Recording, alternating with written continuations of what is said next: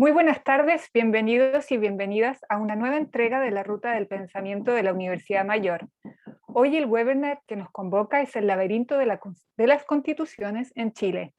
A cargo de la exposición está Nicolás Ocaranza, magíster en estudios latinoamericanos, académico de la Escuela de Derecho y director de investigación y creación artística de la Universidad Mayor.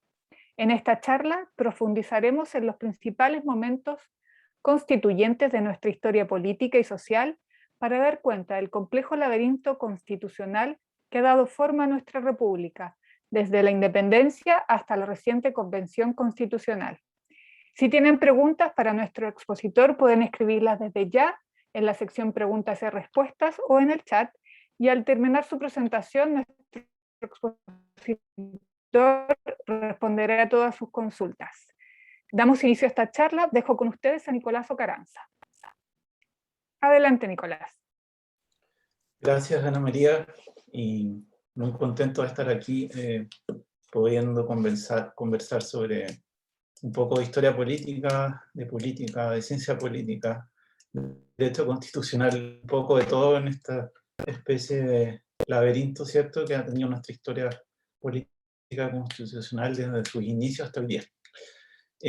¿Cómo he pensado y estructurado esta charla, ¿cierto?, y conversación también al final? Primero, situarnos en el momento histórico en que estamos hoy día, ¿cierto?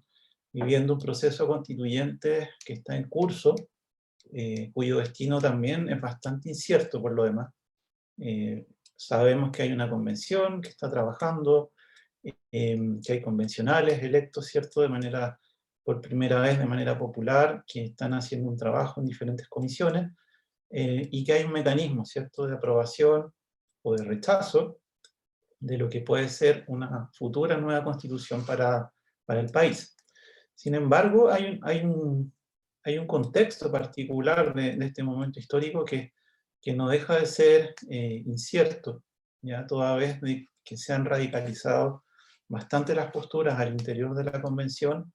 Vamos a explorar un poco eso, qué es lo que se ha dicho, hacia dónde podría ir la nueva Carta Constitucional que se está discutiendo y en proceso de redacción también, y hacer una mirada retrospectiva también, porque al parecer, en el sentido común, ¿cierto?, de la gente de a pie, como se dice, o ciudadano común, tiende a pensar que este es un momento muy particular y que fuera muy específico en nuestra historia. Sin embargo, tenemos antecedentes bastante críticos, ¿cierto?, en la historia política desde que somos nación independiente hasta el siglo XX, de diferentes momentos constituyentes que están muy relacionados a momentos de crisis, ¿ya? Crisis institucionales, crisis sociales, crisis políticas, ¿ya? Que han dejado momentos muy duros en la historia, y que nos hacen pensar que en realidad este momento no es tan especial como lo creemos, si bien tiene sus particularidades y se articula desde una reivindicación ciudadana que ha contestado, ¿cierto?, un modelo institucional, un modelo de desarrollo, un modelo de vincularnos como comunidad. A pesar de todo eso, no es un momento tan especial en la historia de Chile, ¿ya?, en la historia política. Incluso me atrevería a decir que tampoco es un momento tan especial si lo comparamos con otros países, y ahí vamos a ver algunos set de datos que son bastante ilustrativos de lo que les quiero decir. Así que eso, vamos a partir. Primero, ¿por qué titulé El laberinto de las constituciones a mi presentación? Más bien es una metáfora, ¿cierto? Los laberintos son lugares con muchos caminos, ¿cierto?, de los cuales no siempre sabemos cuál es la salida.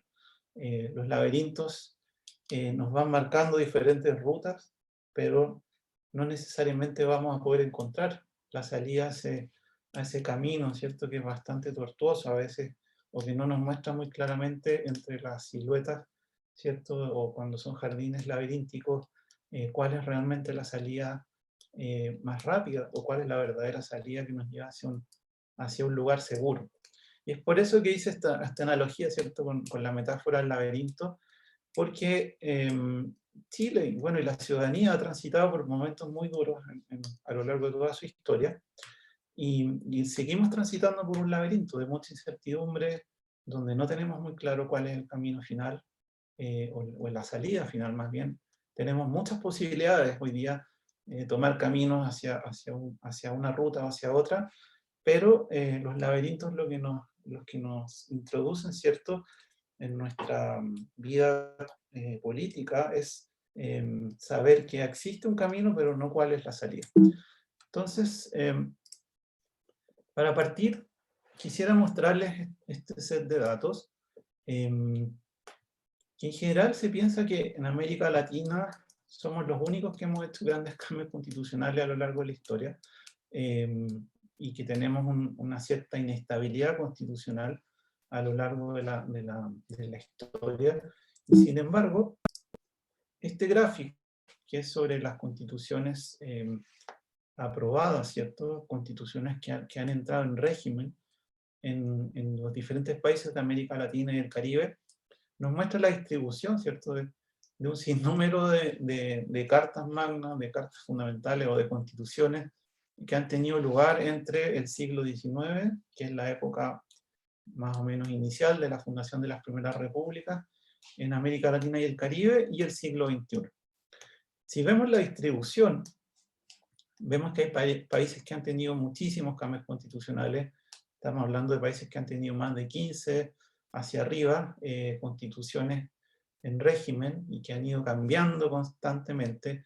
Ahí tenemos el caso ejemplar de Ecuador, que tiene más de 30 constituciones, la República Dominicana. Tenemos también el caso de Venezuela, de Haití, de Bolivia, entre otros países que han tenido muchas variaciones en su aprobación y continuidad de las cartas magnas.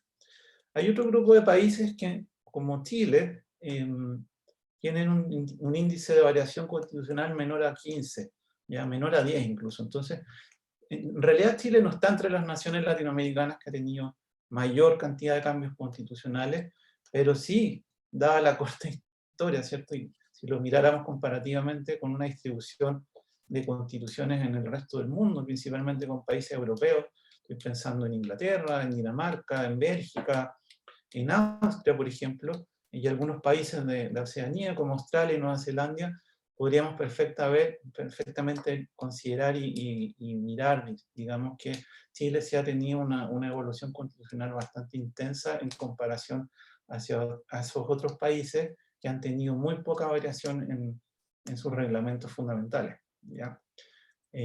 Chile hoy día, en el contexto latinoamericano, está alrededor de la 5ª posición en número de constituciones a lo largo de su historia. Después tenemos una pregunta, ¿cierto? En general se ha instalado dentro de la conciencia colectiva, dentro del discurso político que se traspasa, ¿cierto?, hacia el mundo exterior a partir de diferentes gobiernos, de que Chile ha sido un modelo ejemplar, ¿ya? Un modelo político e institucional ejemplar en el contexto latinoamericano, ¿cierto? Generalmente se habla en este contexto. Sin embargo, clasificando algunos datos, ¿cierto?, históricos y agrupándolos en set, uno podría preguntarse, ¿realmente somos ese país jaguar que alguna vez fue en la década de los 90, o esa imagen de una Suiza de Sudamérica, como se trató de mostrar, ¿cierto?, en la década de los 2000, o este oasis de la estabilidad que se enarboló hace unos pocos años atrás, antes del estallido social?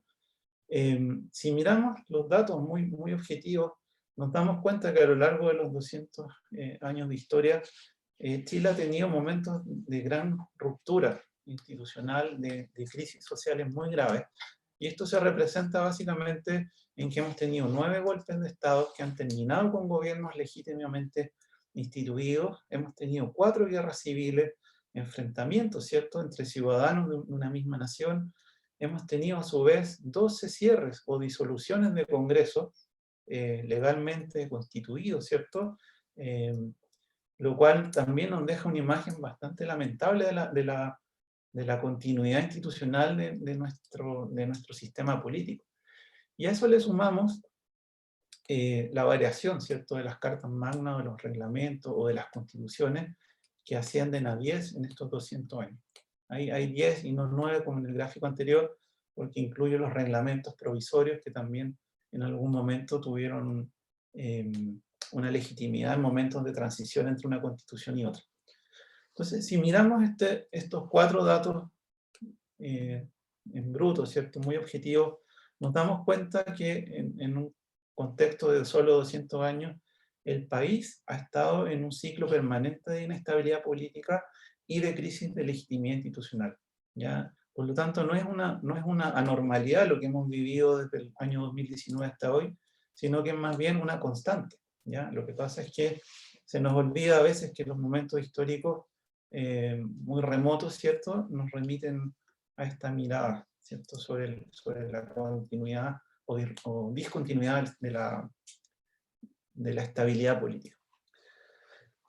Aquí tenemos los 10 procesos constituyentes o reglamentos o constituciones que hemos tenido a lo largo de nuestra historia.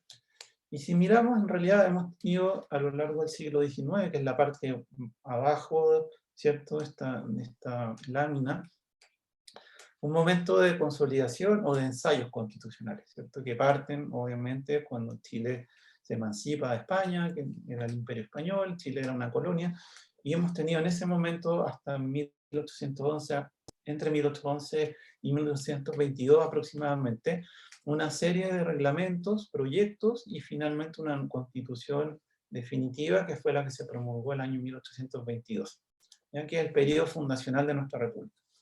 Después tuvimos también un segundo periodo de ensayos constitucionales, pero ya sin la variación del reglamento provisorio, sin proyectos que son muy intermedios entre 2 modelos constitucionales, sino más bien hay una línea de continuidad que se establece, yo me atrevería a decir, entre el año 1823 hasta el año 1925, en el cual predominan proyectos que tienen una mayor larga duración que los que se han aprobado, ¿cierto?, en la primera época de la República. Y el momento más estable, ¿cierto?, en la historia constitucional chilena han sido 2 momentos particulares. Por una parte, una constitución muy conservadora que se aprobó en el año 1833, que puso un énfasis muy notorio en el orden institucional, en la legitimidad de las instituciones, y curiosamente en un equilibrio de poderes entre el Parlamento y la Presidencia. ¿Ya? Ese es un momento que se ha catalogado en la historia de Chile como la constitución del orden portaliano, ¿cierto?, vinculándola al entonces ministro, ¿cierto?, ministro del gobierno, Diego Portales. Entonces, luego hemos tenido un segundo momento constituyente de gran continuidad, que es la Constitución del 1925, que también se promulga en un contexto de crisis, ¿cierto?, de este modelo de orden constitucional muy centrado en el Parlamento, y que a partir del año 25 entrega grandes poderes a la Presidencia de la República, ¿ya? Pasamos de un modelo parlamentario, ¿cierto?, donde el Parlamento tenía gran injerencia en la toma de decisiones, en la estructura del gobierno, en el destino que de alguna manera tenía la República, a un modelo presidencialista que responde a una crisis del momento parlamentario. Y eso es la Constitución que se aprueba el año 25 y que tiene continuidad hasta el quiebre de la democracia en Chile el año 73, ¿cierto?, con el golpe militar, la posterior establecimiento de una dictadura cívico-militar y la aprobación de una carta magna aprobada dentro del estado de excepción, ¿cierto?, que es la Constitución de 1980, que es la que rige hasta hoy, con algunas variaciones o reformas que han tenido lugar durante algunos gobiernos de la concertación. ¿Qué es lo que pasa hoy día? ¿Cierto? Tenemos hoy día una constitución vigente que ha sido declarada por los movimientos sociales como ilegítima, que ya no goza de gran reconocimiento político, social, y que junto con otros factores, ¿cierto?, la desigualdad, la crisis social, el malestar social, la desconfianza sobre el sistema político y sobre los políticos como representantes, ¿cierto?, de la voluntad popular, nos llevó el año 2019 a un estallido social. ¿Ya? Todos lo vivimos, quienes estamos acá viviendo en Chile, o habrán sabido, quienes pueden estar fuera, que fue un momento muy complejo, ¿cierto?, en términos de, de resolución del conflicto social, donde el gobierno tuvo que intervenir de manera muy dura, ¿cierto?, para poder aplacar la violencia social que estaba teniendo en las calles, y que básicamente fue una canalización, ¿cierto?, de un estallido que no solo tiene que ver con el malestar con la Constitución, tiene que ver con muchas otras variables, y que ponen en entredicho, ¿cierto?, la continuidad otra vez de la estabilidad constitucional y política en el país. ¿Cuáles son los tres pilares, ¿cierto?, de esta nueva crisis institucional, política, constitucional? Primero, tenemos un debilitamiento sostenido de las instituciones, ¿ya? Cuando hablamos de instituciones, hablamos, ¿cierto?, de la estructura, no solo gubernamental, sino también la estructura que le da sentido y de alguna manera orden al sistema político, ¿ya? Es lo que modela, ¿cierto?, la forma de relacionarse entre la ciudadanía y el gobierno, lo que le da estructura y cuerpo, ¿cierto?, a la relación entre los representados y los representantes. Esa crisis de las instituciones está muy vinculada a la crisis de la democracia en general en el mundo. Ya no es un elemento tan particular de Chile, aunque obviamente tiene sí sus propias características, y es una crisis de la democracia que está vinculada irremediablemente con la crisis institucional, que en el caso chileno se relaciona también con una crisis del modelo presidencial, ¿ya? Hoy día la distancia entre los representados y los representantes tiene su ejemplo, ¿cierto? Al menos en todo el movimiento social que tiene lugar entre octubre del año 2019 hasta hoy día, en el desconocimiento, ¿cierto? O al menos esta es la imagen que se instala a través de las protestas, de la vida real, ¿cierto? Entre la presidencia o los representantes, que en este caso son los parlamentarios o los ministros, de las condiciones sociales de la ciudadanía. Por lo tanto, la crisis que parte desde esa brecha, ¿cierto?, entre representado y representante, se traspasa a la desconfianza en las instituciones. Y esto no es solo un fenómeno que está relacionado a las instituciones políticas, se ha traducido también en desconfianza hacia otras instituciones que antes eran capaces de albergar, de acoger, de canalizar, ¿cierto?, el malestar o de resolver los problemas sociales, como hoy día son la iglesia o las iglesias, incluso instituciones que hoy día están sumamente desprestigiadas y que antiguamente podían canalizar, ¿cierto?, de alguna manera el malestar social.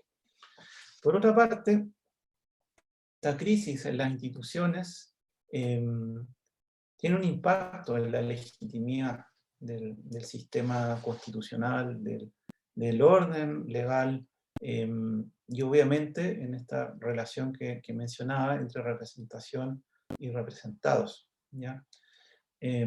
Esta crisis, que también es una crisis de legitimidad del sistema político en general, nos ha dado, ¿cierto?, como primera vez en la historia, un proceso constituyente que va a derivar en una constitución, o no, no lo sabemos, que por primera vez está siendo discutida y además redactada por representantes que han sido electos por votación popular, y que por primera vez no son parlamentarios que se encontraban en ejercicio, que ha sido la experiencia de todas las otras constituciones o reglamentos constitucionales que les mostré al inicio en las primeras láminas. ¿Ya? Este es un fenómeno particular en nuestra historia justamente por esto, ¿ya? Porque por primera vez la legitimidad de la nueva constitución o del proceso, si es que no llegáramos a una constitución nueva, sí consideró e incorporó por primera vez la representación, en este caso de los constituyentes, por así llamarlo. Y en tercer lugar, que es un tema que aparece con fuerza, no por primera vez, es el tema de los derechos sociales.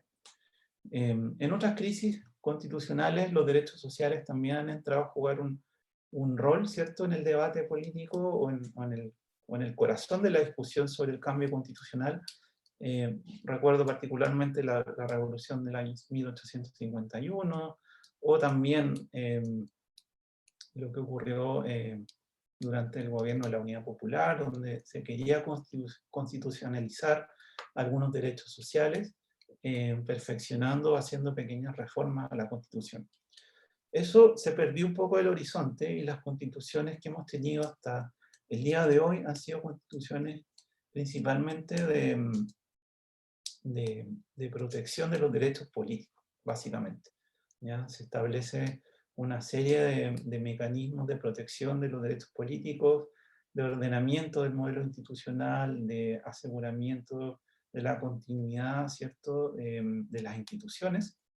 Sin embargo, hoy día, el principal reclamo y una de las principales como áreas de discusión dentro de la Convención son la pertinencia o no de asegurar derechos sociales en la Carta Magna. Por lo tanto, se llega a la conclusión, en el fondo, de que los derechos políticos ya no son suficientes para tener un pacto social estable y perdurable en el tiempo, sino que a la vez, junto con ellos, que son obviamente fundamentales, porque son derechos, principios elementales en cualquier constitución política, se le adiciona además derechos sociales que se van a por primera vez constitucionalizar, ¿ya? Esta es una novedad, digamos, en la historia de Chile y en la historia de las cartas constitucionales. Ahora, hay un horizonte de expectativas, ¿cierto? Al momento de que se aprobó por la ciudadanía la construcción, ¿cierto?, la legitimidad de esta convención constitucional, inmediatamente surgió esta esperanza o esta expectativa en algunos grupos de la sociedad de que la convención de alguna manera iba a generar un reseteo institucional, ¿ya? Es decir, que íbamos a vivir un momento refundacional donde prácticamente todos los males de los modelos anteriores se iban a derogar o se iban a desechar, y vamos a partir desde ahora, desde el momento en que se aprobara eventualmente una nueva constitución, una nueva era, por así decirlo, ¿ya? Y eso es muy típico de los momentos refundacionales que hemos tenido también en las otras constituciones, ¿ya? Incluso en las más antiguas, estamos hablando en las constituciones de los años 1811, 1812, en todo ese periodo de ensayo, en el inicio de la República, también se pensaba que con la consolidación o el aseguramiento de los derechos políticos, la ciudadanía iba a comenzar una nueva era de prosperidad, de libertad, de igualdad política, que en realidad nunca fue así tampoco, ¿ya? Se establecieron ciertos derechos políticos, pero por ejemplo las mujeres estaban excluidas del voto, ¿ya? Los electores no podían ser cualquier ciudadano común, sino que eran ciudadanos que tenían, por ejemplo, propiedad, ciudadanos que tenían un cierto nivel educacional, etc., ¿ya? Por lo tanto, esta idea del reseteo institucional o de la refundación, por así decirlo, tampoco es algo tan nuevo. Lo que pasa es que hoy día está teñido, como les decía recién, por un elemento, un tercer pilar, que son los derechos sociales, ¿ya? Y cómo estos se van a articular y consagrar en la Constitución. Si miramos, por ejemplo, cuáles son algunos de los conceptos que más aparecen en las discusiones que han tenido hasta septiembre, octubre de este año, en la Convención, está una distribución de algunos de los conceptos que han sido más mencionados, ¿ya? Y si ustedes se fijan, obviamente hay algunos que no refieren a un concepto político ni social muy específico, el derecho es algo muy amplio, la nación también, el pueblo también. Sin embargo, aparecen algunos conceptos que refieren a cosas muy prácticas, ¿ya? No conceptos morales ni conceptos jurídicos, sino más bien al derecho a la salud, por ejemplo, al derecho al agua, un concepto que por primera vez aparece y que no es claro su sentido, no es tan claro su sentido, ¿cierto? Aparece como algo un poco etéreo, que es la dignidad. Se hace referencia también a la violencia, y eso no es menor, ¿ya? En general las constituciones no hablan de violencia, al contrario, hablan de mecanismos de aseguramiento de la paz. Hoy en día la violencia es un tema, ¿ya? Es un tema por la misma crisis que estamos viviendo, por la forma en que se canalizó la crisis y por la forma en que llegamos, ¿cierto?, a generar un cierto consenso, muy presionado por la violencia callejera, sobre un mecanismo de resolución del conflicto, que es finalmente la convención. Y hay conceptos que también son muy nuevos, ¿cierto? El feminismo, el medio ambiente, la plurinacionalidad, son que antes no estaban muy presentes en ningún tipo de discusión, ni tampoco en las cartas constitucionales en vigencia hasta hoy día. La pregunta es si en realidad, dado el contexto, ¿cierto? Dado esta reclamación por consagrar de manera constitucional los derechos sociales, la pregunta que en realidad surge es, ¿puede realmente el constitucionalismo en esta versión social asegurar realmente la igualdad que se reclama? Esta es una pregunta que parece como media abstracta, pero en realidad es muy concreta, ¿ya? Se hizo un análisis sobre los programas de las candidaturas entre los convencionales que salieron electos, y yo los clasifico básicamente en dos niveles, ¿cierto? Por una parte, hay un grupo de temas que están en los programas que tienen un alto nivel de mención, que los podríamos clasificar bajo la lógica de los derechos sociales o de las políticas de reconocimiento, ¿ya? De ciertos grupos de la ciudadanía que hasta hoy día no han tenido un reconocimiento constitucional, ¿ya? Y sobre los cuales no necesariamente hay tanta regulación a nivel de las normas jurídicas. Y por otro lado, tenemos una serie de otros temas que tienen muy baja mención y que están muy relacionados con los modelos constitucionales antiguos que hemos tenido en el país. Y son temas relacionados, por una parte, a la institucionalidad y por otra parte, al sistema político. Y que, sin embargo, hoy día aparecen en un segundo nivel de las menciones, incluso en un tercero, porque hay un nivel intermedio que son derechos como muy prácticos, que es el derecho al agua, el derecho a la salud sexual y reproductiva, que están en el nivel mediano de las menciones. Sin embargo, los temas relacionados a la institucionalidad y el sistema político en general son los más relevantes en términos de las redacciones de las constituciones, porque en el fondo son los mecanismos que aseguran la continuidad, la protección, ¿cierto? O el establecimiento de mecanismos que pueden asegurar los derechos sociales, al día de hoy están en un tercer nivel. Y eso no deja de ser curioso, ¿ya? Lo cual demuestra que en realidad no hay tanta confianza en las instituciones, y que lo que en realidad se espera es que la Carta Magna, que va a resultar probablemente, ponga un énfasis más claro en los derechos sociales que en el modelo institucional o en el sistema político propiamente tal. Y eso es una novedad, ¿cierto?, en nuestra historia. Entonces, esto también constituye un problema, ¿ya? Porque si bien es una pregunta que obviamente no vamos a resolver ahora, porque está un proceso en curso, sí deja una interrogante, si en realidad esto, como han dicho varios constitucionalistas alrededor del mundo, en la medida que se constitucionalizan los derechos sociales, no necesariamente se mejoran los indicadores de desigualdad, ¿cierto?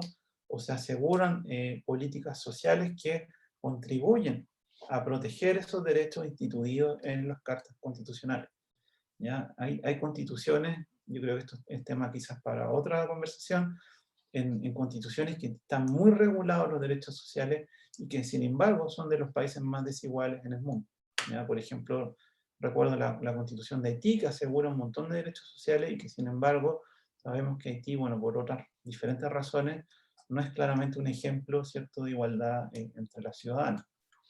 Y podría ocurrir algo similar en Chile, ¿cierto? Y esto no deja de ser preocupante porque en el fondo las expectativas puestas en el cambio constitucional, al menos a mi juicio, están desmedidas, ¿ya? Se nos olvida a veces que las constituciones son grandes marcos de referencia que nos sitúan en una trayectoria, en un camino, ¿ya? Y ahí volvemos otra vez al tema del laberinto.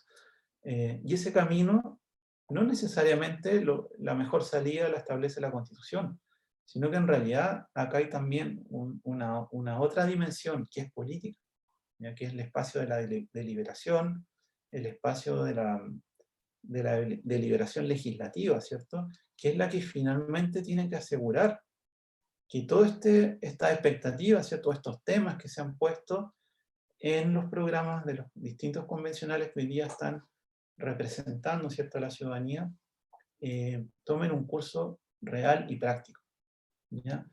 Entonces, es un interrogante que vamos a ir dilucidando ahora, yo creo, en la medida que se vayan armando los primeras mesas de trabajo, ¿cierto?, en ciertos temas clave, como el aseguramiento de ciertos derechos, cuánto el Estado va a poder regular o no en términos sociales, si realmente vamos a reconocer constitucionalmente, por ejemplo, las diferencias de género, etc. Pero todo eso podría quedar en letra muerta, como les digo, en esta ficción constitucional, como se llama, en la medida en que muchas veces las constituciones terminan efectivamente logrando constitucionalizar derechos sociales, pero no necesariamente consagrando la aplicación práctica de ellos, ¿ya? Y esa es una de las paradojas de las constituciones sociales.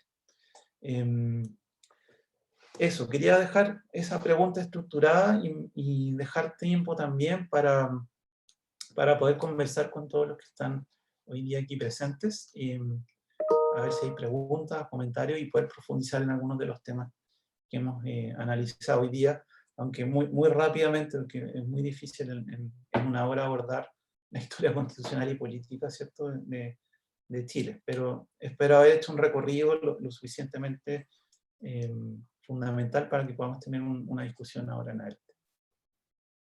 Muchas gracias, Nicolás, por la charla. Tenemos algunas preguntas.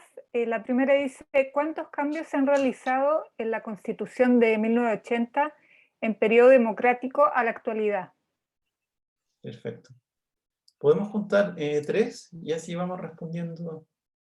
Y la otra, hasta el momento dice, ¿cuál ha sido el proceso constitucional más transformador que ha vivido Chile? Esas tenemos por el momento. Ya, perfecto. Ya, sí, muy buenas preguntas. A ver, la Constitución del 80 ha tenido varias modificaciones, ¿cierto? La más importante fue la que tuvo lugar durante el gobierno del presidente Ricardo Lagos, que derogó el tutelaje de las Fuerzas Armadas sobre el orden democrático, ¿ya? Y algunos otros enclaves autoritarios que estaban establecidos desde la época de la promulgación de esa Constitución.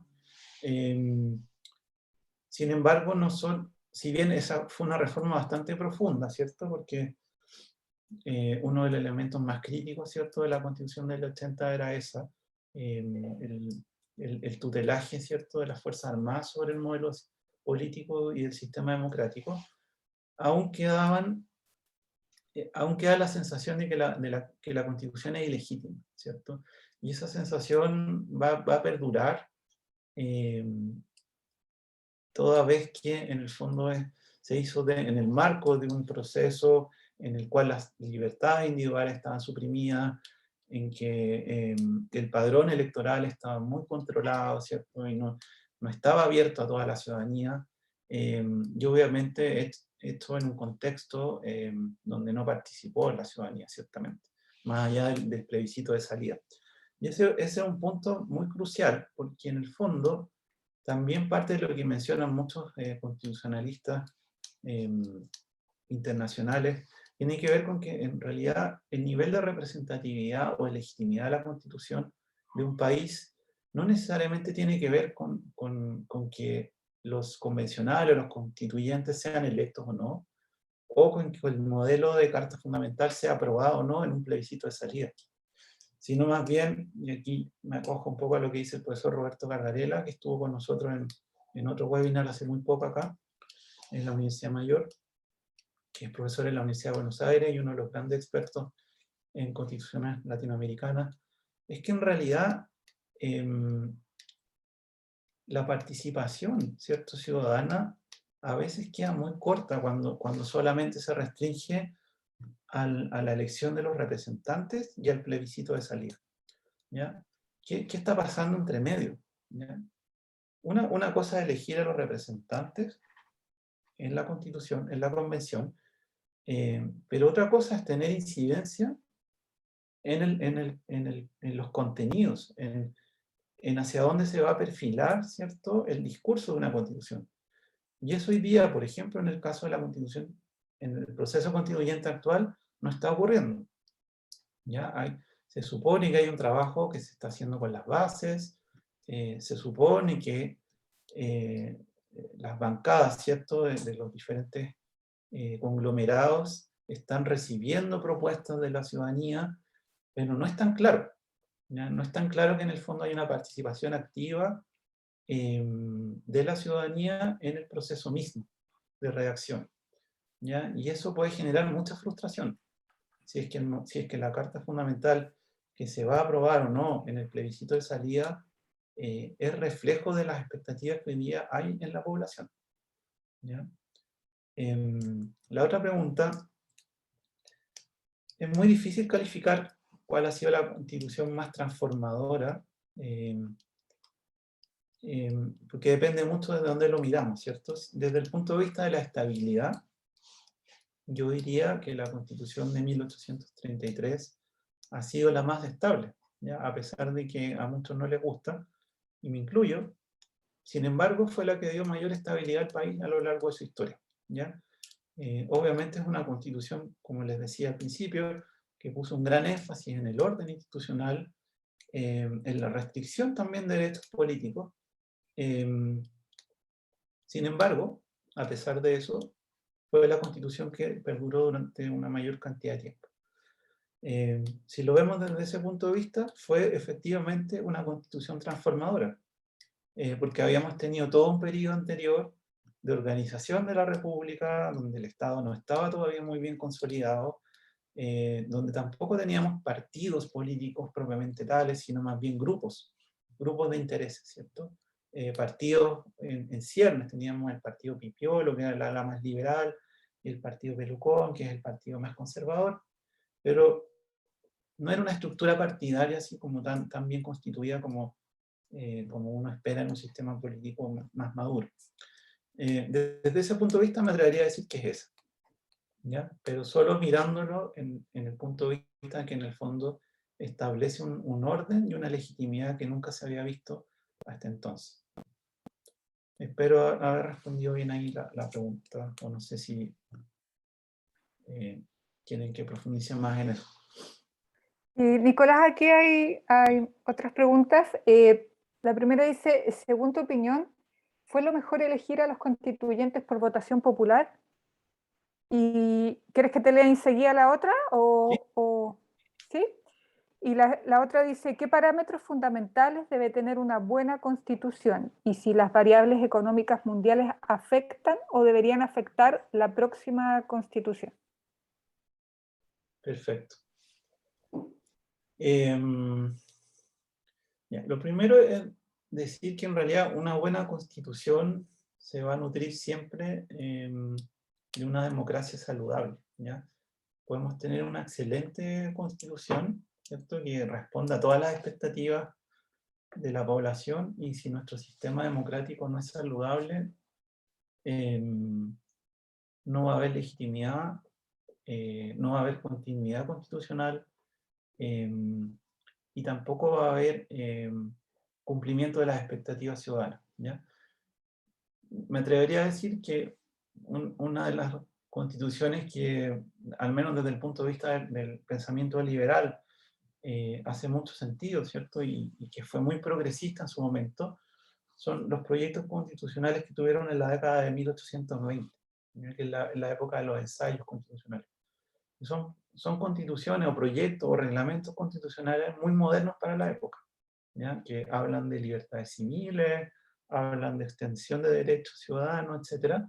Pero sin embargo perduraron muy poco, ¿ya? Y eso tiene que ver también porque las constituciones, como nos decía al final de la presentación, son en realidad una ruta, ¿ya? Pero no es el camino específico que una nación va a decir, si yo tomo esta ruta voy a llegar a la mejor salida, ¿ya? Porque esa salida la marca la política.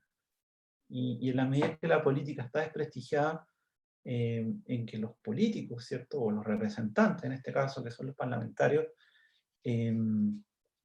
o aprueban leyes de manera haciendo eco populista, ¿cierto?, de las demandas ciudadanas, sin responsabilidad, ¿cierto?, por la estabilidad constitucional, por la política real, es decir, que la legislación pueda ser viable en el futuro, y no solamente una respuesta a la contestación social.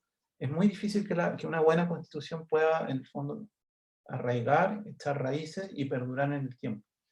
¿Ya? Eso lo hemos visto en muchos países, donde excelentes constituciones terminan derogándose o reformándose o suprimiéndose y abriendo otros momentos constituyentes, y en un círculo bastante perverso, ¿cierto?, de inestabilidad. Por otro lado, la segunda pregunta, no sé cuál, la olvidé un poco, si me la puedes recordar, Ana María. Era, si, según tu opinión, ¿fue lo mejor elegir a los constituyentes por votación popular? Sí. Yo creo que sí. Hay que mirar también el contexto en que estábamos. La Constitución del 80, como les decía, fue una constitución promulgada en dictadura, ¿ya? Con un padrón electoral controlado, ¿cierto?, con muy pocas libertades para poder expresarse ciudadanamente en las urnas, y además una carta constitucional escrita ante cuatro paredes, ¿ya?, que es algo que hoy día está súper cuestionado. Hoy día los representantes, los convencionales, que son representantes, ¿cierto?, de la ciudadanía, están canalizando de alguna manera esa expresión de una expectativa ciudadana, que es romper con ese modelo de élite, ¿cierto?, de escritura entre cuatro paredes, de que en el fondo es el mismo Parlamento, quienes además están ejerciendo el poder legislativo, quienes toman el poder constituyente para redactar una nueva constitución, que eso fue una constante a lo largo de toda la historia de Chile. ¿Ya? Este momento, por primera vez, hace lo contrario, ¿ya? Pero aún así, a mi juicio, quedan dudas sobre si realmente esto va a ser lo mejor o no, dado que no está tan claro cuáles son los mecanismos de incidencia de la ciudadanía en la redacción de la Constitución nueva, ¿ya? Y ahí, bueno, los constituyentes tienen que ser muy, muy abiertos a estar conectados. Hoy día hay muchas herramientas electrónicas digitales, ¿cierto?, para poder conectarse con la ciudadanía, dar feedback, intercambiar ideas, acoger propuestas, como lo están haciendo algunos de los conglomerados, de tal manera que esa expectativa se transforme a través de los representantes en realidad. Yo creo que ese es el principal desafío. Pero sí, respondiendo un poco a la pregunta, yo creo que fue la mejor decisión y fue parte del acuerdo, ¿cierto?, que se llegó en octubre del 2019 entre varios partidos políticos, para poder canalizar, ¿cierto?, de una manera positiva la crisis social de ese año, ¿ya? Que lamentablemente no había otra forma de solucionarlo. Por la vía institucional era muy difícil, y el reclamo ciudadano era muy claro, en el fondo. Y muchos queríamos una nueva constitución, en un marco normativo diferente y con una legitimidad que, bueno, vamos a ver si es tal o no, pero que al menos está dado bajo la lógica de una elección popular, ¿cierto? Nicolás, la siguiente pregunta dice, ¿cómo evalúas la creación de escaños reservados para pueblos indígenas? ¿Crees que otorga mayor representatividad y legitimidad al proceso actual? Sí, perfecto. Sí, ese es otro tema novedoso, ¿cierto?, en el proceso constituyente chileno. En otros países se ha hecho avances significativos en ese sentido también.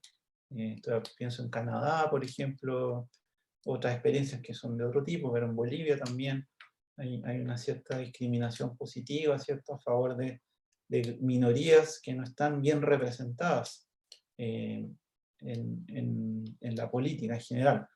Hoy día los escaños reservados, dado el contexto también en que estamos en una crisis muy grave también en la Araucanía, ¿cierto? Es una zona de conflicto, donde hay una intervención, ¿cierto?, de las fuerzas de orden, y por otro lado hay introducción de armas, ¿cierto? Eso no hay que negarlo. Es una crisis que es muy profunda, que difícilmente se va a resolver por la vía del control o de más fuerzas armadas o la militarización de la zona. No obstante, eso es necesario, ¿ya? Es una paradoja, ¿cierto? ¿Cómo llevar orden institucional a una zona que hoy día aparece como ingobernable, ¿cierto?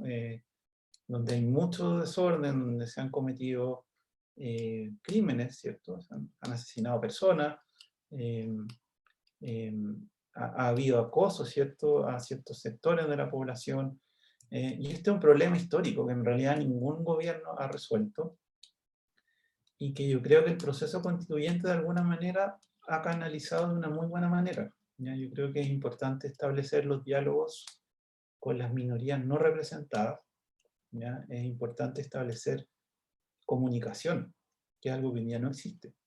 Y que muchos gobiernos de diferentes sectores nunca lograron establecer. Hay un tema muy particular, a mí siempre me gusta tomar ejemplos históricos un poco más remotos, pero el pueblo mapuche en general tuvo muy buena relación con la monarquía española, ¿ya? Y eso en realidad se dio gracias a que se establecieron mecanismos de parlamentos, que eran básicamente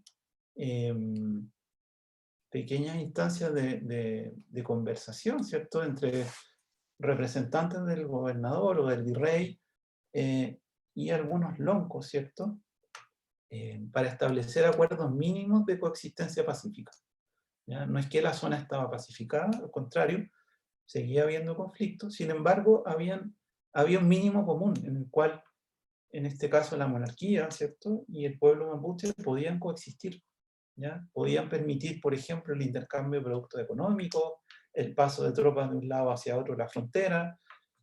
Entonces, esa es una forma también de coexistencia que no hemos visto en los gobiernos del siglo XX y tampoco del siglo XXI. Y sería digna de retomar, ¿ya? Aun cuando parezca muy ancestral y un poco anacrónica. Yo creo que la Constitución, la Convención, ha tomado ese camino, ¿ya? De no solo otorgarle derechos en este caso de representación para una nueva constitución, sino también generar un reconocimiento de esa existencia, ¿ya? Que es algo muy importante cuando uno quiere construir un tejido social que perdure, ¿cierto? Establecer el reconocimiento del otro. Así que sí, creo que fue una buena decisión, y prueba de ello es que hoy en día la presidenta de la convención, si bien es una académica que viene de la ciudad, ¿cierto?, es una representante del pueblo mapuche. Así que eso, me parece que tomando la experiencia comparada de otros países también, es una muy buena decisión, porque hay un reconocimiento histórico en el cual todos deberíamos poner un poco más de esfuerzo en poder reparar eso, o establecer otro canal de comunicación. Nicolás, la siguiente pregunta está planteada en términos muy generales. Dice, ¿se puede considerar el derecho a una vivienda digna como un derecho? Bueno, tú hablabas de que una de las características de este proceso es que se incorporan o se intentan incorporar muchos derechos sociales. A lo mejor te puedes referir a eso partiendo de esta pregunta. Sí, sí, o sea, todo se puede, ¿cierto? Ahora, cuando uno lee cartas constitucionales en diferentes lugares del mundo, en general se establece que la nación, ¿cierto?, el Estado, las instituciones políticas y la misma Constitución aseguran el bienestar de los individuos, de los ciudadanos. eh, Obviamente desde la promulgación de los derechos humanos también se asegura la protección, ¿cierto?, de esos derechos básicos y universales.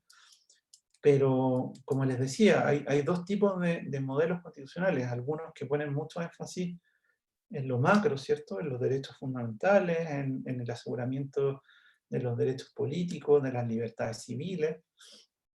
Y hay otro tipo de constitución que es más o menos el proceso que estamos viviendo hoy día como país, que pone un énfasis en el aseguramiento y en la consagración de los derechos sociales, ¿ya? Y el derecho a la vivienda es uno de ellos, ¿ya? No es bueno ni malo que esté en la Constitución.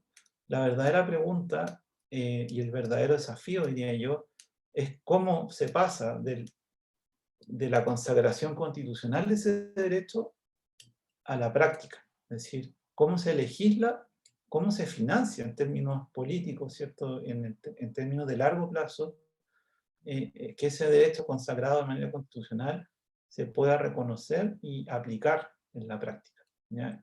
Yo creo que ese es el principal desafío. Puede quedar escrito, ¿cierto? Puede quedar consignado, consagrado, etcétera, pero el problema es cómo se le da continuidad, cómo se asegura que en el fondo otra vez ese reconocimiento del derecho social no quede truncado en la práctica, ¿ya? Y ese es el trabajo más crítico, diría yo, cuando se comienzan a establecer y a tipificar tantos derechos sociales en una constitución y después no se pueden cumplir por diferentes razones. Por eso es tan complejo también tener cartas que vayan tanto al detalle del tipo de derecho social que se quiere consagrar. Muchas gracias, Nicolás, por tu exposición. Ya estamos llegando al término de la ronda de preguntas. No sé si te gustaría hacer una reflexión de cierre.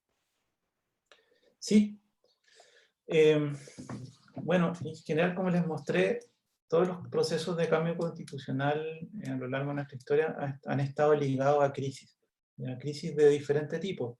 Crisis que tienen que ver con las instituciones, crisis que tienen que ver con desconfianza de la ciudadanía hacia sus representantes, crisis que tienen que ver con un contexto internacional, alguien lo había mencionado recién, eso influye también obviamente en los momentos constitucionales, pero hay que confiar en el fondo en que al generar un nuevo tejido social se pueda restablecer la confianza. Yo creo que más allá de esta idea maximalista, ¿cierto?, de que la constitución nueva va a solucionar todos los problemas de base, ¿cierto?, de nuestro país, que es algo muy, muy utópico, ¿cierto? Hay que pensar siempre que las constituciones generan un marco de referencia, ¿ya?